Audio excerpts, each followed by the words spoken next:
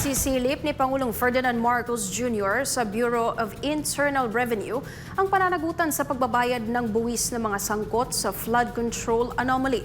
Alamin natin ang buong detalye sa report ni Creseline Cataro.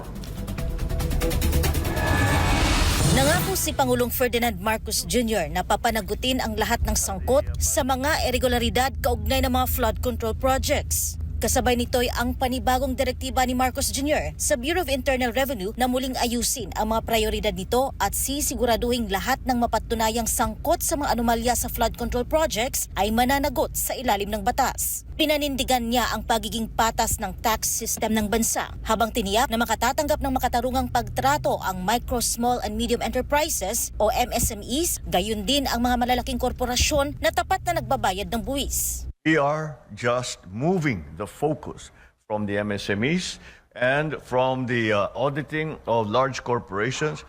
We are moving those efforts towards these questionable projects that we have been able to find. Samantala, inihayag ni Pangulong Marcos Jr. na nagsumite na ang Department of Finance at Bureau of Internal Revenue ng mga panukala para itaas ang ceiling ng mga tax-exempt de minimis benefits. Kabilang na ang uniform at clothing allowance ng mga manggagawa. Ayon sa Pangulo, kabilang sa mga pinag-aaralan ng pamahalaan ang posibilidad na itaas ang de minimis ceiling para sa uniform at clothing allowance mula 7,000 piso hanggang 8,000 piso kada taon bilang tugon sa pagtaas ng presyo ng mga kasuotan at upang makapagbigay ng karagdagang ginhawa sa mga empleyado. These changes are not just about numbers.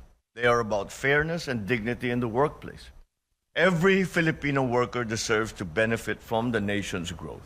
Samantala, inatasan ni Marcos Jr. ang Department of Public Works and Highways na bawasan ng hanggang 50% ang halaga ng mga materyales sa konstruksyon. Ito anya ay isang hakbang kung saan inaasahang hindi bababa sa 30 hanggang 45 bilyong piso ang matitipid ng gobyerno na ilalaan naman sa mga pangunahing sektor tulad ng kalusugan, edukasyon at pagkain.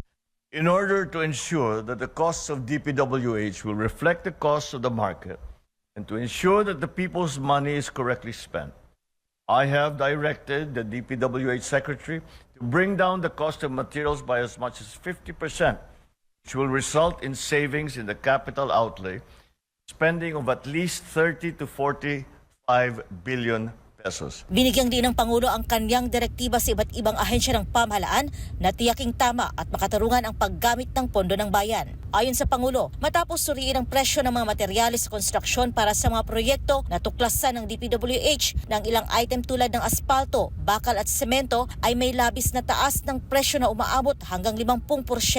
Para sa Diyos at sa Pilipinas kung mahal, ito si Creseline Catarong, SMNI News.